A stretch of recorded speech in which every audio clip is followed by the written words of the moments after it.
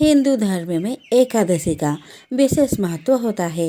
एकादशी व्रतों को सभी व्रतों में श्रेष्ठ बताया गया है। फाल्गुन मास के कृष्ण पक्ष की एकादशी को विजया एकादशी कहते हैं। मान्यता है कि विजया एकादशी का व्रत रखने और भगवान विष्णु की विधि विधान से पूजा करने वालों की सभी मनोकामना पूर्ण होती है। कहा जाता है कि लंका विजय के लिए भगवान श्री राम ने भी विजया एकादशी के दिन समुद्र किनारे पूजा अर्चन की थी। धार्मिक मान्यताओं के अनुसार एकादशी व्रत पर कथा का पाठ करने से पूजा का फल 3 गुना मिलता है।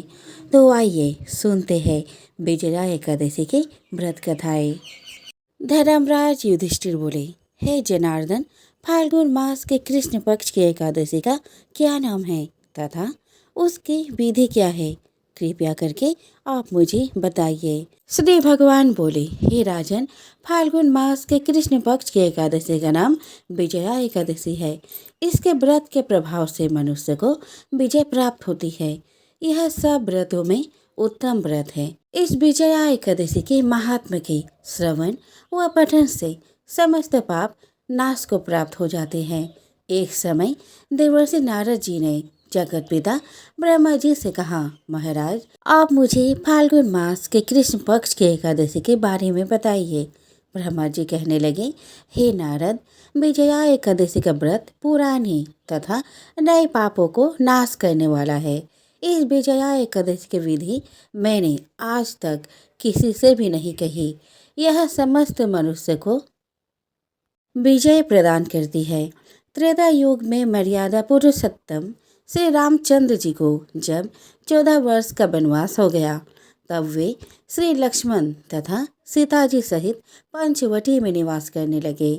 वहां पर दुष्ट रावण ने जब सीता जी का हरण किया, तब इस समाचार से श्री रामचंद्र जी तथा लक्ष्मण अत्यंत व्याकुल हुए और सीता जी की खोज में चल दिए। घूमते घूमते जब वे मरणासन जटायु के पास पहुँचे, तो जटायु उन्हें सीता जी का वृत्तांत सुनाकर स्वर्गलोक चला गया। कुछ आगे जाकर उनकी सुग्रीव से मित्रता हुई और बाली का वध किया। हनुमान जी ने लंका में जाकर सीता जी का पता लगाया और उनसे श्री रामचंद्र जी और सुग्रीव का मित्रता का वर्णन किया। वहां से लौटकर हनुमान जी ने भगवान राम के पास आकर सब समाचार कहे। श्री रामचंद्र जी ने वानर सेना सहित सुग्रीव की संपत्ति से लंका को प्रस्थान किया। जब श्री रामचंद्र जी समुद्र किनारे पहुँचे, तब उन्होंने मगरमच्छ आदि से युक्त एक अगाध समुद्र को देखा और उन्होंने लक्ष्मण जी से कहा कि इस समुद्र को हम किस प्रकार पार करेंगे। श्री लक्ष्मण जी ने कहा, है पुराण पुरुषोत्तम, आप आदि पुरुष हैं, सब कुछ जानते हैं। यहाँ से आधा योजन दूर पर कुमारी द्वीप में बागदलभ्य नाम के मुनि रहते हैं। उन्होंने अनेक ब्रह्मा देखे हैं। आप उनके पास जाकर उनका उपाय पूछिए। लक्ष्मण जी के इस प्रकार के वचन सुनकर श्री रामचंद्र जी बागदलभ्य ऋषि के पास गए और उनको प्रणाम करके बैठ गए। मुनि ने भी उनको मनुष्य रूप धारण किए हुए पुराण पुरुषोत्तम समझकर उनसे पूछा कि हे राम, आपका आना कैसे हुआ? रामचंद्र जी कहने लगे कि हे ऋषि, मैं अपनी सेना सहित यहाँ आया हूँ और राक्षसों को जीतने के लिए लंका जा रहा हूँ। आप कृपया करके समुद्र पार करने का कोई उपाय बतलाइए। मैं इसी कारण आपके पास आया हूँ। वागदलभ्य ऋषि बोले, हे राम, फाल्गुन मास के कृष्ण पक्ष के एकादशी का उत्तम व्रत करने से निश्चय ही आपकी विजय होगी। साथ ही आप समुद्र भी अवश्य पार कर लेंगे। इस व्रत का विधि यह है कि दशमी के दिन स्वर्ण, चांदी, तांबा या मिट्टी का एक घड़ा बनाए। उस घड़े को जल में भरकर तथा 5 पल्लव रख वेदिका पर स्थापित करें। उस पेड़ के नीचे सतंजा और ऊपर जौ रखे। उस पर श्री नारायण भगवान की स्वर्ण की मूर्ति स्थापित करें। एकादशी के दिन स्नान आदि से निवृत्त होकर धूप, दीप, नैवेद्य, नारियल आदि से भगवान की पूजा करें। तत्पश्चात घड़े के सामने बैठकर दिन व्यतीत करें और रात्रि को भी उसी प्रकार बैठकर जागरण करें। द्वादशी के दिन नित्य नियम से निवृत्त होकर उस घड़े को ब्राह्मण को दे दे। हे राम, यदि तुम भी इस व्रत को सेनापतियों सहित करोगे तो तुम्हारी विजय अवश्य होगी। श्री रामचंद्र जी ने ऋषि के कथा अनुसार इस व्रत को किया और इसके प्रभाव से दैत्यों पर विजय पाई। अतः हे राजन, जो कोई मनुष्य विधि पूर्वक इस व्रत को करेगा, दोनों लोकों में उसकी अवश्य विजय होगी। श्री ब्रह्मा जी ने नारद जी से कहा था कि हे पुत्र, जो कोई इस व्रत के महात्म्य को पढ़ता या सुनता है, उसको वाजपेयी यज्ञ का फल प्राप्त होता है। एक आदमी अपनी नई नवेली पत्नी को लाने अपने ससुराल जा रहा था। बैलगाड़ी में सवार होकर वह गुनगुनाता हुआ आगे बढ़ते जा रहा था। गांव की कच्ची सड़क पर बैलगाड़ी बड़ी तेजी से आगे निकलती जा रही थी। रास्ते के एक किनारे एक गाय और उसका बछड़ा पानी पी रहा था। बछड़ा बहुत चंचल था, इधर उधर कुदक रहा था। अचानक से बछड़ा का पैर फिसला और वह कीचड़ में जा गिरा। गैया माता ने उसे निकालने की बहुत कोशिश की, पर वह निकालने में असमर्थ रही। रास्ते में बैलगाड़ी को जाते देखा तो वह दौड़ी चली आई और बैलगाड़ी में सवार आदमी से सहायता मांगी। मुझ पर दया करो, मेरे बछड़े को इस दलदल से निकाल दो, नहीं तो वह डूबकर मर जाएगा। दया करो, उसे निकालो। पर उस आदमी ने कहा कि मैं अगर तुम्हारे बछड़े को निकालने दलदल में जाऊं तो क्या मेरा यह नया कपड़ा गंदा नहीं हो जाएगा? मेरी बीवी मुझको देख के क्या कहेगी कि ऐसे हाल में मैं आया हूँ उसको लेने, इसलिए मैं तुम्हारे बछड़े को निकाल नहीं सकता। गैया माता ने उस आदमी से बहुत प्रार्थना की कि निकाल लो मेरे बछड़े को, लेकिन उस आदमी ने एक ना सुनी। इधर अपने बछड़े को तड़पते देख गैया माता को क्रोध आया और उसने उस आदमी को श्राप दे दिया कि तुम 8 पहर बाद गधा बन जाओगे। वह आदमी डर गया। गैया के बछड़ा को बचाना चाहा, लेकिन तब तक बहुत देर हो गई थी। गैया का बछड़ा अपना दम तोड़ दिया था। वह आदमी जैसे तैसे अपना ससुराल पहुंचा और अपनी बीवी को चलने को कहा। ससुर ने प्रार्थना की कि आप आज रह जाइए, कल चले जाइएगा। इतने दिनों के बाद तो आए हैं आप, एक दिन तो ठहर कर जाइए। पर दामाद ने एक बात न मानी। उसने अपनी बीवी को सारा बात बताई। सारी बात सुनकर बीवी अपने पति के साथ अपने ससुराल चल दी। 8 पहर होने के बाद उसका पति गधा बन जाता है। वे दोनों कुछ दिन तक घर में ही रहते हैं। घर का जमा पूंजी खत्म हो जाता है। अंत में पत्नी बोलती है कि हमें काम पर निकलना होगा, वरना हम बिन खाए मर जाएंगे। उसके पति ने कहा ठीक है, कल ही हम काम ढूंढने जाएंगे। अगले सुबह दोनों काम ढूंढने के लिए घर से बाहर निकलते हैं। आगे आगे बीबी और पीछे पीछे गधा। काम ढूंढते ढूंढते वे लोग एक सेठ के पास पहुंच जाते हैं। उसकी बीवी सेठ से काम मांगती है कि बाबू मुझे कुछ काम दे दो। तो सेठ ने कहा हाँ, मेरे खेत में कुछ अनाज के बोरियां रखी हुई है, तुम उसे उठाकर मेरे घर तक पहुंचा दो। पत्नी ने उस बोरी को उठाकर अपने पेट में लाद लिया और सेठ के घर की तरफ चल दी। यह देख सेठ को बहुत ही आश्चर्य हुआ। सेठ ने उस महिला से पूछा कि ये गधा के रहते हुए तुम ये बोझ अपने पीठ पर क्यों लादी हो? अब पत्नी कहती है कि यह गधा नहीं है, यह मेरा पति है।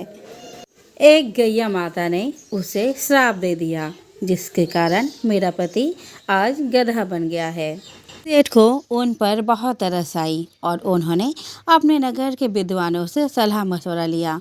उन्होंने कहा कि अगर कोई व्यक्ति जो 101 एकादशी का व्रत किया हो, वह अगर अपना पुण्य का फल इसे दे दे तो उसका श्राप खत्म हो जाएगा। दोनों पति पत्नी पूरे नगर में उस व्यक्ति को तलाशने लगे जो 101 ग्यारस का व्रत किया हो। सुबह से शाम हो गई, पर वैसा व्यक्ति मिला नहीं। जब ये लोग निराश होकर घर वापस आ रहे थे, तब रास्ते में उन्होंने एक बुढ़िया को देखा। बुढ़िया से पत्नी ने सारी बात बताई। बुढ़िया को उन पर बहुत दया आई। उसने उन्हें 100 एकादशी का पुण्य का फल दे दिया, पर उसने एक एकादशी का पुण्य का फल अपने लिए रख लिया कि उसे मोक्ष प्राप्त हो सके। 100 एकादशी का पुण्य का फल प्राप्त कर गधा अपने असली रूप में आ गया, लेकिन उसका चेहरा जैसा का तैसा रहा। यहाँ से इसका उपाय पूछने पर उसने 11 का व्रत करने का सलाह दी। साथ ही साथ उसका व्रत विधि भी बताई। घर पहुंचकर दोनों पति पत्नी ने 11 का व्रत किया, जिसके परिणाम स्वरूप पति का चेहरा सामान्य हो गया। तो बोलो 11 माता की जय। 11 माता की कृपा से उनका घर धन धान्य से भर गया। बहुत साल पहले की बात है। एक आलसी लेकिन भोला भाला युवक था जिसका नाम आनंद था। दिन भर कोई काम नहीं करता, बस खाता ही रहता और सोए रहता। घर वालों ने कहा, चलो जाओ निकलो घर से, कोई काम धाम करते नहीं तो बस पड़े ही रहते हो। वह घर से निकलकर यूं ही भटकते हुए एक आश्रम पहुंचा। वहां उसने देखा कि एक गुरुजी है, उनके शिष्य कोई काम नहीं करते, बस मंदिर की पूजा करते हैं। उसने मन में सोचा, ये बढ़िया है, कोई काम धाम नहीं, बस पूजा ही तो करना है। गुरुजी के पास जाकर पूछा, क्या मैं यहाँ रह सकता हूँ? गुरुजी बोले, हाँ क्यों नहीं, लेकिन मैं कोई काम नहीं कर सकता हूँ। गुरुजी बोले, कोई काम नहीं करना है, बस पूजा ही करना होगा। आनंद बोला, ठीक है, वह तो मैं कर लूंगा। जब आनंद महाराज आश्रम में रहने लगे, ना कोई काम ना कोई धाम, बस सारा दिन खाते रहो और प्रभु भक्ति में भजन गाते रहो। महीना भर हो गया। फिर एक दिन आई एकादशी। उसने रसोई में जाकर देखा, खाने की कोई तैयारी नहीं। उसने गुरुजी से पूछा, आज खाना नहीं बनेगा क्या? गुरुजी ने कहा, नहीं, आज तो एकादशी है, तुम्हारा भी उपवास है। उसने कहा, नहीं, अगर हमने उपवास कर लिया तो कल का दिन ही नहीं देख पाएंगे। हम नहीं कर सकते उपवास, हमें तो भूख लगती है। आपने पहले क्यों नहीं बताया? गुरुजी ने कहा, ठीक है, तुम ना करो उपवास, पर खाना भी तुम्हारे लिए कोई और नहीं बनाएगा, तुम खुद बना लो। मरता क्या ना करता, गया रसोई में। गुरुजी फिर आए और बोले, देखो, अगर तुम खाना बना लो तो राम जी को भोग जरूर लगा लेना और नदी के उस पार जाकर बना लो रसोई। ठीक है। लकड़ी, आटा, तेल, घी, सब्जी लेकर आनंद महाराज चले गए। जैसा तैसा खाना भी बनाया। खाने लगा तो याद आया, गुरुजी ने कहा था कि राम जी को भोग लगाना है। आनंद लगा भजन गाने, आओ मेरे राम जी भोग लगाओ जी, प्रभु राम आइए, श्री राम आइए, मेरे भोजन का भोग लगाइए। कोई ना आया तो बेचैन हो गया कि यहाँ तो भूख लग रही है और राम जी आ ही नहीं रहे। भोला मानस जानता था कि प्रभु साक्षात तो आएंगे नहीं, पर गुरुजी की बात मानना जरूरी है। फिर उसने कहा, देखो प्रभु राम जी, मैं समझ गया कि आप क्यों नहीं आ रहे हो। मैंने रूखा सूखा बनाया है और आपको तरमाल खाने की आदत है, इसीलिए नहीं आ रहे हैं। तो सुनो प्रभु, आज वहाँ भी कुछ नहीं बना है, सबको एकादशी है, खाना हो तो ये भोग ही खा लो। श्री राम अपने भक्त की सरलता पर बड़े मुस्कुराए और माता सीता के साथ प्रकट हो गए। भक्त असमंजस में था। गुरुजी ने तो कहा था कि राम जी आएंगे, पर यहाँ तो माता सीता भी आ गई है और मैंने तो भोजन बस 2 लोगों का बनाया है। चलो कोई बात नहीं, आज इन्हें ही खिला देते हैं। बोला, प्रभु मैं भूखा रह गया, लेकिन मुझे आप दोनों को देखकर बड़ा अच्छा लग रहा है। लेकिन अगली एकादशी पर ऐसा ना करना, पहले बता देना कि कितने जन आ रहे हो, और हाँ थोड़ा जल्दी आ जाना। राम जी उसके बात पर बड़े मोदित हुए। वे प्रसाद ग्रहण कर चले गए। अगली एकादशी तक यह भोला मानस सब भूल गया था। उसने सोचा, प्रभु ऐसे आते होंगे और प्रसाद ग्रहण करते होंगे। फिर एकादशी आई। गुरुजी से कहा, मैं चला अपना खाना बनाने, पर गुरुजी थोड़ा ज्यादा अनाज लगेगा, वहाँ 2 लोग आते हैं। गुरुजी मुस्कुराए, भूख के मारे बावला है, ठीक है ले जा और अनाज ले जा। अब की बार उसने 3 लोगों का खाना बनाया। फिर गुहार लगाई, प्रभु राम आइए, सीताराम आइए, मेरे भोजन का भोग लगाइए। प्रभु की महिमा भी निराली है। भक्त के साथ कौतुक करने में उन्हें भी बड़ा मजा आता है। इस बार वे अपने भाई लक्ष्मण, भरत, शत्रुघ्न और हनुमान जी को लेकर आए। भक्त को चक्कर आ गए। यह क्या हुआ? एक का भोजन बनाया तो दो आए, आज दो का खाना ज्यादा बनाया तो पूरा खानदान आ गया। लगता है आज भी भूखा ही रहना पड़ेगा। सबको भोजन लगाया और बैठे बैठे देखता रहा। अनजाने ही उसकी भी एकादशी हो गई। फिर अगली एकादशी आने से पहले गुरुजी से कहा, गुरुजी, ये आपके प्रभु राम जी अकेले क्यों नहीं आते? हर बार कितने सारे लोग ले आते हैं, इस बार अनाज ज्यादा देना। गुरुजी को लगा कहीं ये अनाज बेचता तो नहीं है, देखना पड़ेगा जाकर। भंडारी से कहा, इसे जितना अनाज चाहिए दे दो, और वहाँ छुप कर उसे देखने चल पड़े। इस बार आनंद ने सोचा, खाना पहले नहीं बनाऊंगा, पता नहीं कितने लोग आ जाए, पहले बुला लेता हूँ फिर बनाता हूँ।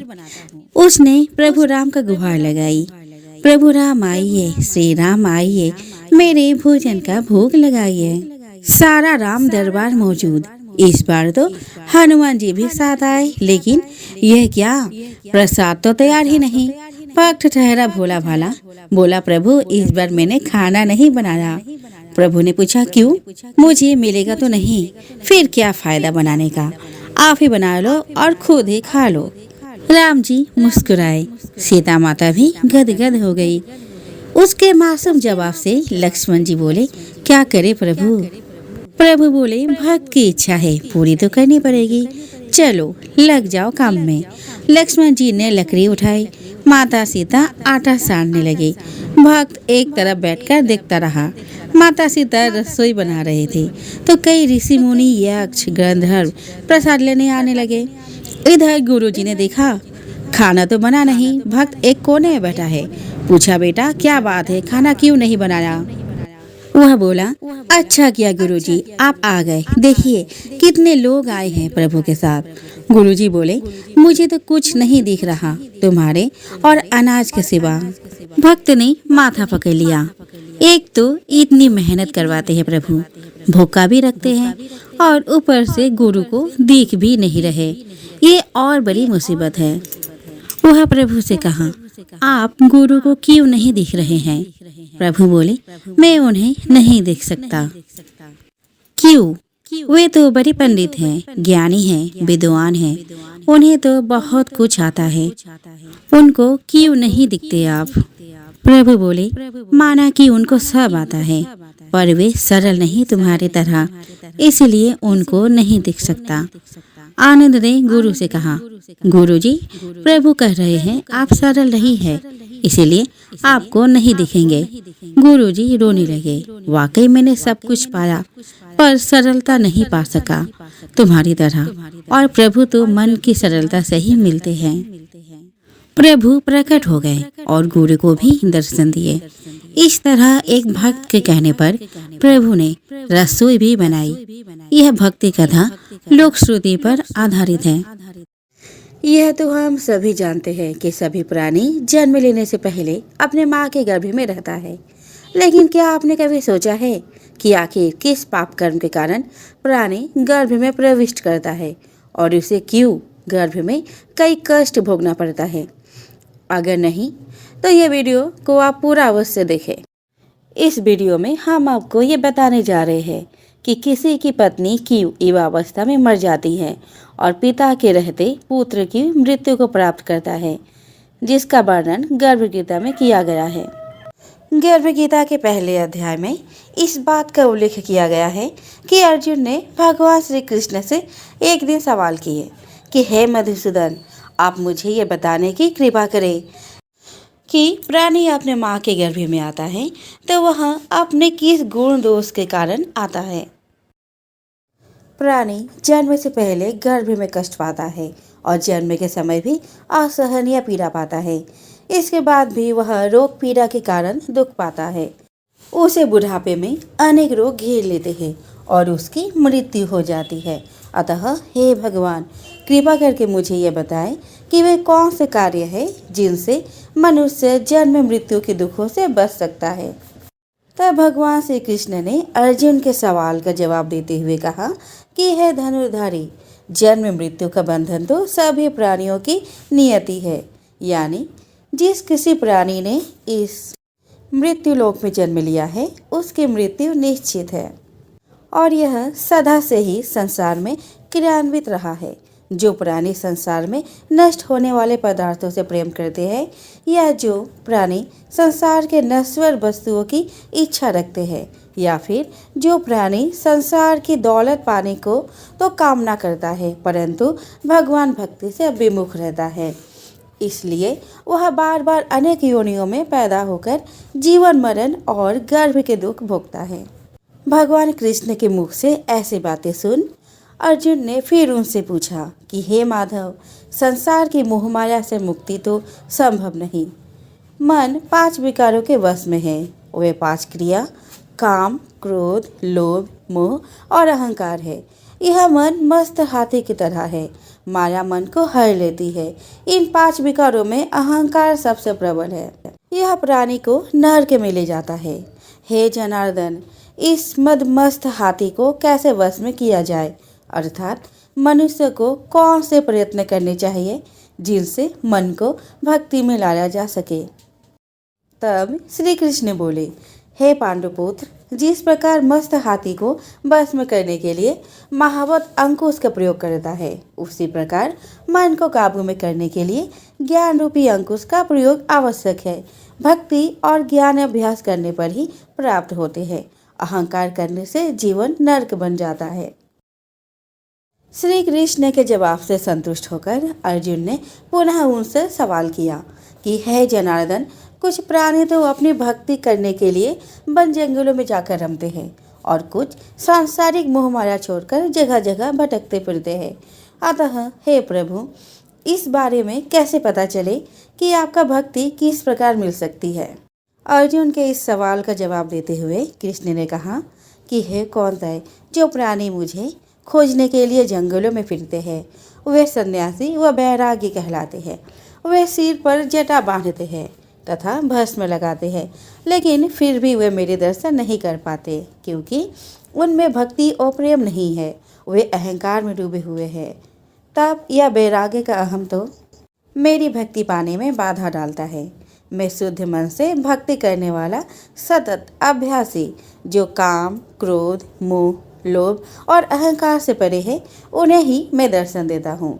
तब अर्जुन ने श्री कृष्ण से पुनः पूछा कि हे वासुदेव, मनुष्य इन 5 विकारों से ग्रस्त होकर अपने सांसारिक जीवन को नष्ट कर लेता है।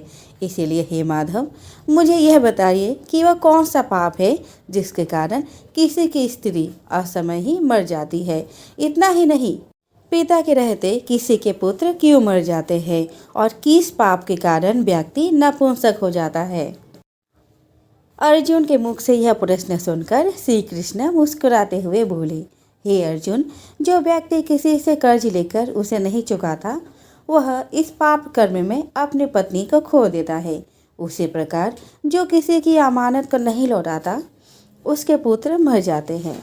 जो किसी व्यक्ति को सहायता करने का वचन देकर भी समय पर उसकी सहायता नहीं करता वह नपुंसक हो जाता है। ये सभी बड़े भयंकर पाप है। भगवान श्री कृष्ण के मुख से ऐसे दिव्य वचनों को सुनने के बाद अर्जुन का जिज्ञासा कम नहीं हुआ और उन्होंने पुनः श्री कृष्ण से एक प्रश्न पूछा, हे कृपा निधान, मनुष्य किस पाप के कारण हमेशा रोगी रहता है और किस पाप के कारण बोझा ढोने वाले गधे का जन्म पाता है। स्त्री तथा गधे का जन्म प्राणी को किस पाप कर्म के कारण मिलता है और मनुष्य किस दुष्कर्म के फलस्वरूप जघन्य पशु बनता है। तब श्री कृष्ण ने अर्जुन से कहा कि हे पार्थ, जो मनुष्य अरे कन्या को बेच देता है वो हमेशा रोगी रहता है। जो अभक्ष भोजन करता है और विषय विकार के लिए मदिरा पान करता है गधे का जन्म पाता है। जो झूठी गवाही देने वाला होता है वह स्त्री का जन्म पाता है। जो भोजन बनाकर पहले स्वयं खा लेते हैं बाद में भगवान को दान करते हैं वे बिल्ली, सूकर की योनि को प्राप्त करते हैं। उधर जैसे जैसे कृष्ण अर्जुन के प्रश्नों का जवाब देते जा रहे थे वैसे वैसे अर्जुन के मन में जिज्ञासा बढ़ती जा रही थी और इसी जिज्ञासा के कारण अर्जुन ने फिर श्री कृष्ण से पूछे कि हे कृपा निधान, इस संसार में जिन प्राणियों को आपने धन दौलत प्रदान की है और उत्तम वाहन दिए हैं, उन्होंने कौन से पुण्य किए हैं। तब श्री कृष्ण ने अर्जुन को बताया कि हे धनंजय, जो उत्तम रीति से पात्र को स्वर्ण दान करता है वह उत्तम वाहन और धन धान्य प्राप्त करता है। जो भगवान को साक्षी मानकर कन्या दान करते हैं वे उत्तम पुरुष का जन्म पाते हैं। यह सुन अर्जुन ने भगवान से पूछा कि हे दयानिधान, इस संसार में आपने किसी को तो इतना सुंदर बनाया है और किसी को इतना कुरूप, किसी को धनवान बनाया है तो किसी को निर्धन, सो ऐसा क्यों है।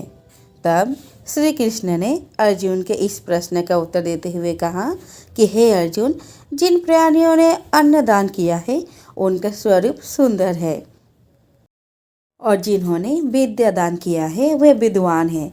फिर भी पुरुष का रूप स्वरूप नहीं बल्कि गुण महत्वपूर्ण है। जो संतों की सेवा करते हैं वे धनवान व पुत्रवान होते हैं। उधर श्री कृष्ण के मुख से अपने सवालों का जवाब सुनकर अर्जुन कुछ देर के लिए शांत हो गए। तब भगवान श्री कृष्ण ने बोले, हे पार्थ, क्या तुम्हारी जिज्ञासा शांत हो गई या और कुछ भी पूछना है। तब अर्जुन ने कहा कि हे प्रभु, अभी भी मेरे मन में कई सवाल है जिसका उत्तर मैं आपसे जानना चाहता हूँ। तब श्री कृष्ण ने कहा, चलो बताओ और क्या क्या जानना चाहते हो। तब अर्जुन ने कहा, हे मधुसूदन, कृपया कर मुझे पहले ये बताए, मनुष्य धन और सांसारिक सुखों के प्रति इतना मोह क्यों रखता है। तब श्री कृष्ण ने अर्जुन से कहा, हे कौन्तेय, यदि प्राणी मेरी कृपा से वंचित हो जाए तो वह धन दौलत आदि से मोह करने लगता है। यह सब नाशवान है। विवेकी प्राणी इनसे दूर रहता है। जो व्यक्ति सांसारिक मोह त्याग कर पवित्र स्थलों के दर्शन करके मेरी निष्काम भक्ति करता है वह राजा, सामान, सुख और ज्ञान प्राप्त करता है। सभी वस्तुएं नाशवान हैं, केवल मेरी भक्ति ही ऐसी है जिसका नाश नहीं होता। भगवान के मुख से ऐसे बातें सुनकर उनके चेहरे पर सुकून आ गई और उन्होंने फिर श्री कृष्ण से पूछा कि सखा, मनुष्य में शारीरिक रोगों जैसे रक्त विकार, खंड वायु, अंधता और पंगुता आदि का क्या कारण है। ये रोग क्यों होते हैं, बताने की कृपा करें।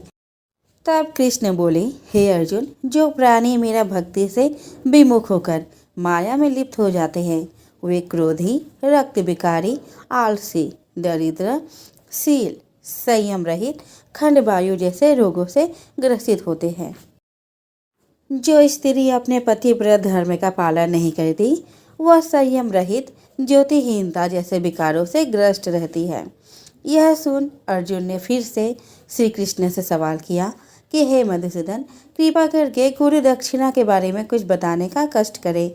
मुझे गुरु की महिमा के बारे में भी बताए। तब श्री कृष्ण ने अर्जुन से इस सवाल का जवाब देते हुए बोले कि हे धनुधारी, तुम्हारा यह प्रश्न संपूर्ण मानव जाति के लिए कल्याणकारी है। तुम धन्य हो और धन्य है तुम्हारी जननी। हे पार्थ, ब्रह्मचारी और संयमी पुरुष जो ईश्वर भक्ति और परोपकार में लगा हो उसे ही गुरु बनाना चाहिए। अपने गुरु को देख रेख में ही मेरी पूजा करे।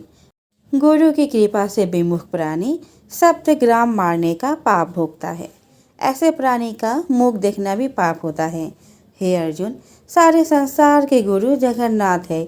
विद्या का गुरु काशी, चारों वर्णों का गुरु ब्राह्मण, ब्राह्मण का गुरु सन्यासी है। सन्यासी उसे कहते हैं जो सब कुछ त्याग कर मुझ पर रम गया हो। जो गुरु का भक्त है वह मेरा भक्त है। जो गृहस्थ गुरु से विमुख होता है वह चांडाल के समान है। जिस जगह मदिरा का भांड हो उस स्थान का गंगा जल भी अपवित्र होता है। इसी तरह गुरु से विमुख व्यक्ति का भजन भी अपवित्र होता है।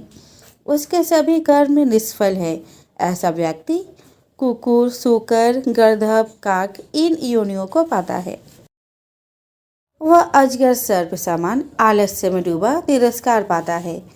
हे कौन्तेय, गुरु दीक्षा के बिना प्राणी का उद्धार संभव नहीं है। जो गुरु की सेवा करता है उसको कई अश्वमेध के पुण्य का फल मिलता है। हे अर्जुन, जो प्राणी तुम्हारे इस संवाद को पढ़ेंगे और सुनाएंगे वे गर्भ के दुख से बचेंगे। वे नरक की 84 योनियों की झंझट यानी जन्म मरण के चक्र से बचेंगे। भगवान श्री कृष्ण के मुखर बिंदु से इस प्रसंग को अर्जुन बड़े ध्यान से सुना। इसी कारण इस पाठ का नाम गर्भ गीता है।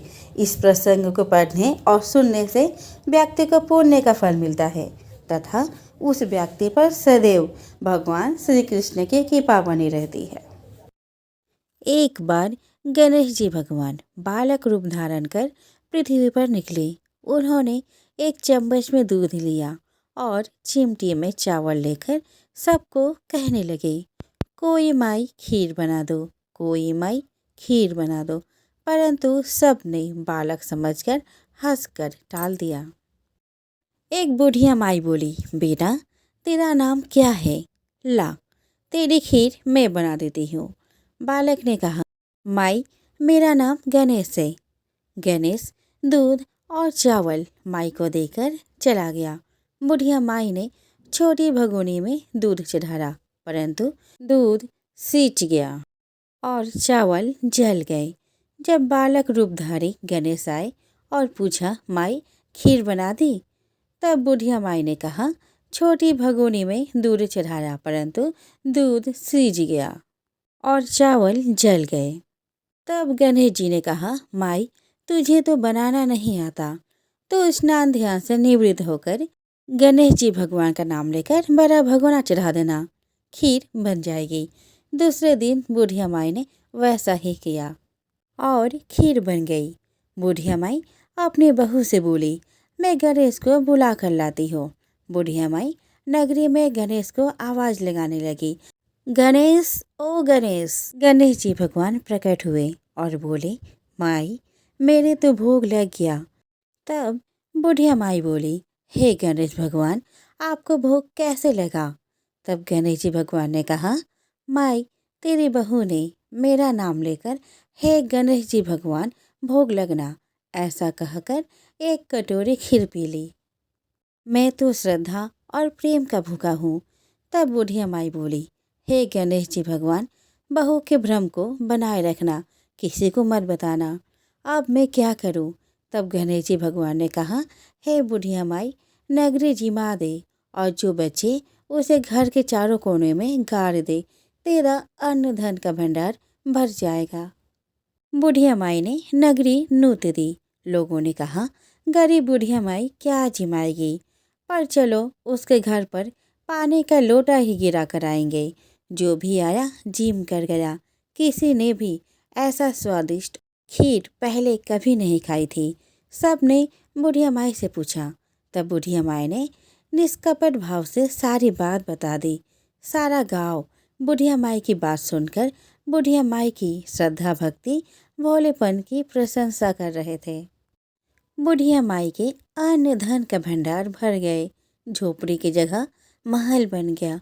हे गणेश जी भगवान जैसा बुढ़िया माई को दिया वैसा सबको देना, सब पर अपनी कृपा बनाए रखना। गणेश जी भगवान ऐसे ही है जो जिसकी कामना होती है उसे पूर्ण कर देते हैं।